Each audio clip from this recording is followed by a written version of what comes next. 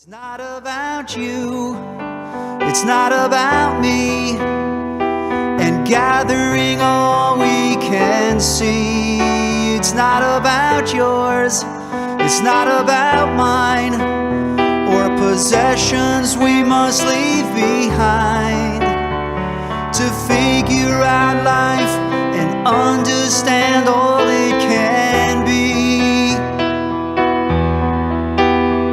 Just know that it's not about you, it's not about me. Podcasting from a town called Manalapan, New Jersey. This is That Oneness Guy, a podcast covering the many aspects and elements that embody oneness. I am your host, Danny Rongo. As an author, playwright, singer-songwriter, and activist, I am spreading my message of oneness basically to anyone who will listen. You are listening to episode number 4. With oneness comes acceptance. In episode number 1, which was a basic introduction to oneness, I discussed and showed you how I can prove in many ways that we are connected, but specifically from the standpoint of our bodies and our humanness. In episode number 2, I relayed how oneness in its truest sense goes beyond our bodies and resonates to our very source, which we know is your God, spirit, or what I like to call stevels.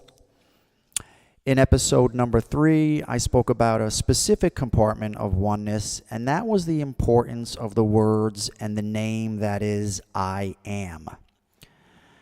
Today, I will focus on yet another specific compartment of oneness, and that is the importance of the word acceptance, and how this comes to us quite naturally when we come to terms with oneness. So, let's get involved. First, I'd like to say that the song that you heard during the intro was one of my songs called It's Not About Me. It's one of my songs that represents a lot of what I feel and think about oneness. I hope you liked it. You'll be hearing a little more as I've added the ending chorus section of that song to actually close out this podcast. And if you feel so inclined to download that track or any of my tracks or songs, please, you can find it on my website, dannyrongo.com, iTunes, or at your favorite downloading site. Okay, most of you know that these, at least initial podcasts, are preceding my book that will be released hopefully by the holidays, fingers crossed.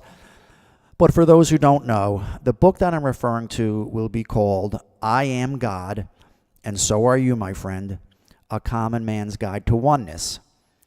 It is being published by Balboa Press, which is a division of the worldwide leader in spiritual publications, Hay House Incorporated. Now, within the book, I have a whole chapter dedicated to this topic of acceptance. I did that for very specific reasons, but mostly because you can't have one without the other.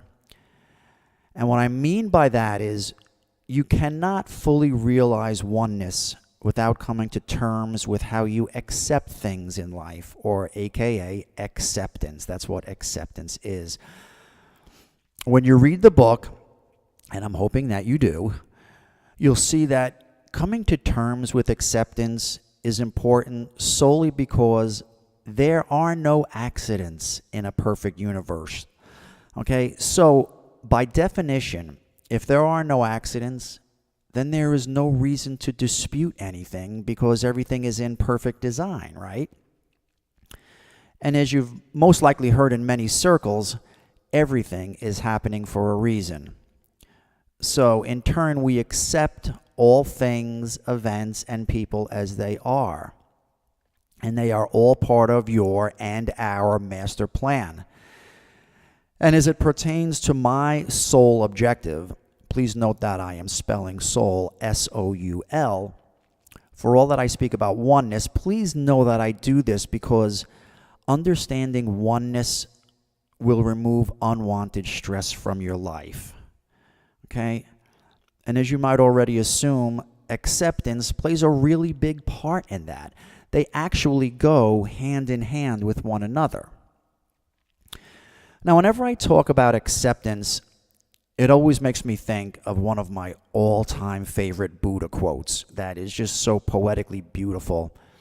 It goes like this: enlightenment is the quiet acceptance of what is. Now, isn't that intense? I love that, folks. And you want to know what the really key word within that quote is? All right, it's the word quiet. Buddha could have easily have said that enlightenment is the acceptance of what is, and that would have been fine, but he didn't.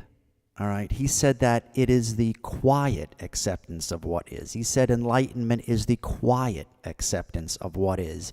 And that's basically telling us not to bitch and complain about the things like we do, and just to accept things as they are. All right?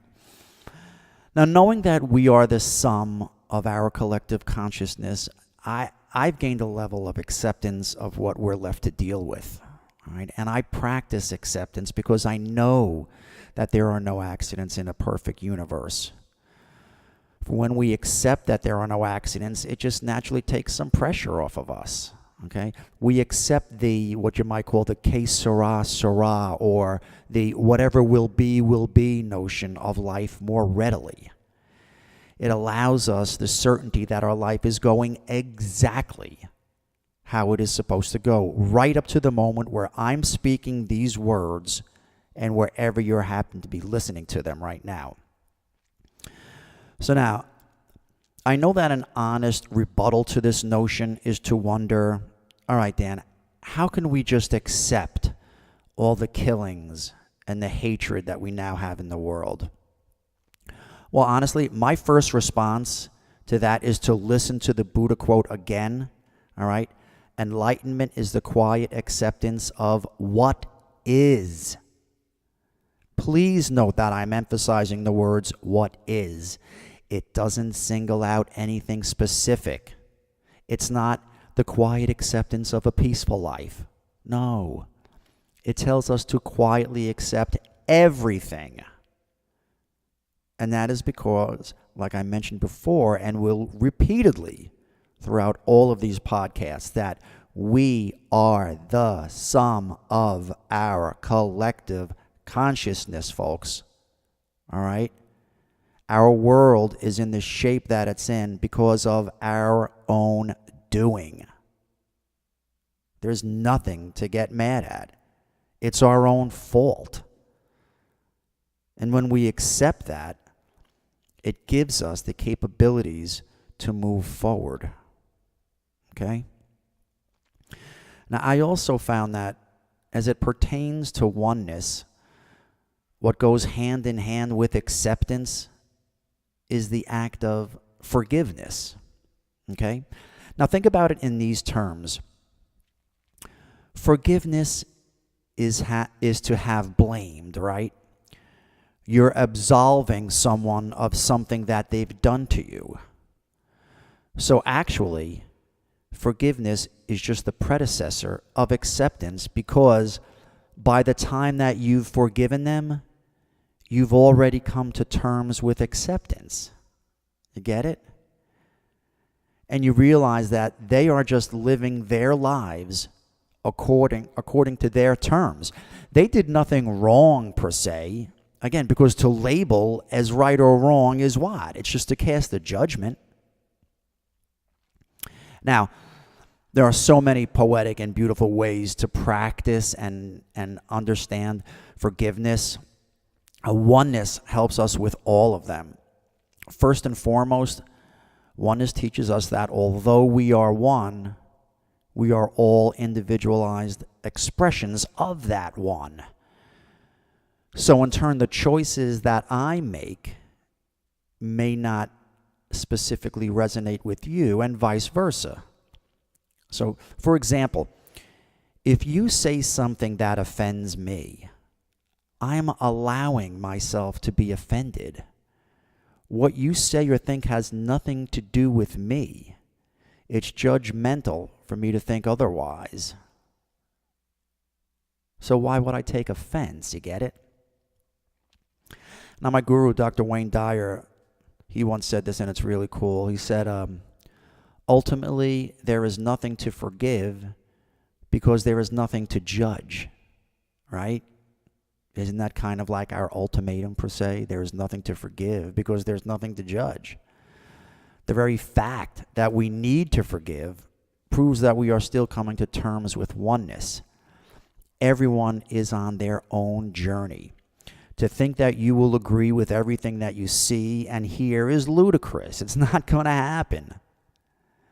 You're going to only control your own thoughts, and because of that, oneness teaches us acceptance. Look at it this way, folks. The more we understand acceptance, the less we'll have to practice forgiveness, right? It's that simple. But along those lines with forgiveness, I still have to share my favorite quote on forgiveness. It's from Mark Twain, who once said, "Forgiveness is the fragrance the violet sheds on the heel that has crushed it." Is that just amazing, right? Forgiveness is the fragrance the violet sheds on the heel that has crushed it. I love that. But hey, I hear you. I hear what you're saying. It's not easy to accept everything that we're dealing with in life, especially nowadays. No, sir. It is extremely difficult to come from a somewhat place of peace, oneness, and acceptance in times like this. But I'll say it again, we must. So you say to me, why? Why must we? Because oneness tells us to.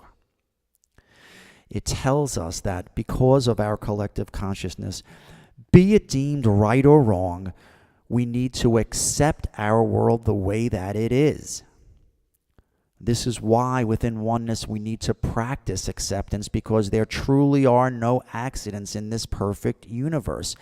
Everything is in its divine order for exactly the right reasons. Now I can hear some of you saying right now, well then Dan, that just sucks.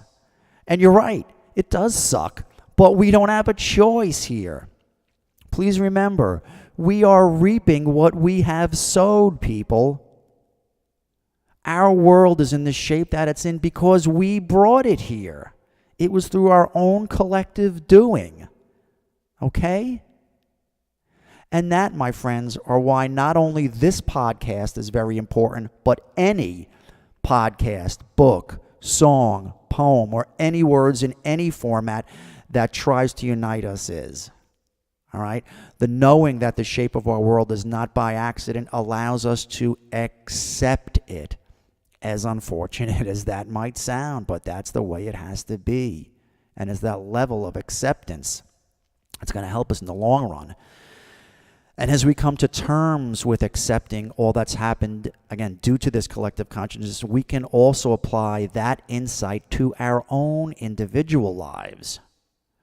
We need to be able to accept all that we've done up to this point, every single choice, every single decision. Never think that you've done something, quote unquote, wrong in life. Remember, right and wrong just imply judgment. There is no God or higher source judging you ever. And we should all take some pressure off of our daily lives by never judging ourselves. Think, folks, life is hard enough, man. I mean, even as we come to terms with the acceptance of our collective consciousness, we have to witness such atrocities and hatred on a daily basis, right? Just the constant daily pressure of living through such times is hard enough. We don't need to process it all to the point where it affects our being negatively. Remember, we always have a choice. I'm not saying to agree with everything. It may not resonate with you again, but it's happening. And it's happening for reasons that are unbeknownst to us. So we have the choice to either get physically sick over these things or just accept them for what they are and not cast a judgment on it. So my point is that with all that goes on around us, we still have the opportunity to practice acceptance and to choose peace. because oneness provides us the interconnectedness to one and all, and from that, the knowing that we can choose peaceful lives. I'll say it again, folks. We are all God, or what I like to call stevels. Again, for those who don't know what that stands for, STEVLS, spirit, thought, energy, vibration, love, or soul. Call it what you will. They're all interchangeable. They all mean the same thing. And because we are all one, we are, maybe unfortunately for now, subject to this collective consciousness. And right now, we find ourselves amidst a real shitty collective consciousness, right? But that can change. That's the beauty of it. It can change in the same fashion that it got here. Our collective consciousness has to change. It has no other options. It has to change. So how does it change, you ask? By me and you changing first. When we change the way we think, because we are, again, what I call stevels, it affects all that immediately surrounds us. And that's how the tides change. But as you find yourself accepting not just everything in your life, but everything that's going on around you, you'll naturally live from a more peaceful foundation. And that is because you know that it's all in perfect order. Whether you deem that as good or bad is on you. All right? But it's all in perfect order, folks. Make no mistake about it. One of my favorite sayings is so simple and so true and fits perfectly within these confines of acceptance. And that is simply, life just is. Think about those words, my friends. Life just is. End it at that. There's a period after the word is. So it's not good, bad, or indifferent. Life just is. Now, when you get that, and I mean when you truly get that, you'll know what acceptance really is. We've all spent our entire lives labeling events, happenings, people, and everything in between as either right or wrong as it applies to your conditioned mindset. Okay? Now, does that make any sense to you? Does it make any sense to you, right? No. All we do in the majority of our lifetimes basically is judge to some degree, which isn't helping any of us. I'll say it again. Life just is. When we understand these three simple words, we'll understand all that acceptance truly represents. So, my friends, thank you again for listening to the podcast I'm calling That Oneness Guy. This has been episode number 4. With oneness comes acceptance. If you like what you've been listening to, please by all means take a moment to subscribe to this feed either on my website, DannyRongo.com, at iTunes, Apple Podcasts, at Google Play, Spotify, Stitcher, or at my podcast website, courtesy of Buzzsprout, which is www.buzzsprout.com, and just search for That Oneness Guy. Again, my name is Danny Rongo. Please look for my new show next week, and until then, as always, I send you peace, love, light, and continued oneness. Thank you. Know that it's not about you. It's not about me.